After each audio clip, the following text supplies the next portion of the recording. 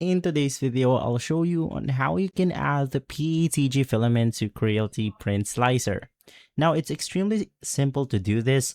Basically, the first thing that you want to do is to just head over to your project.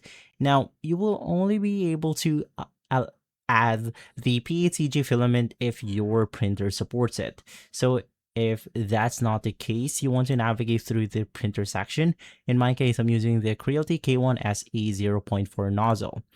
Right after, navigate through the filament category, click on the gear icon. You will be then taken to the filament section right here. Now select your printer or the brand supplier, and then you want to select the filament type. In our case, we are adding the PETG option. I'm selecting the CRPETG, click on confirm, and basically now I have the ability to select that specific filament. And so guys, if this video has been helpful, leave a like, subscribe, and follow us for more videos like this. Thanks for watching.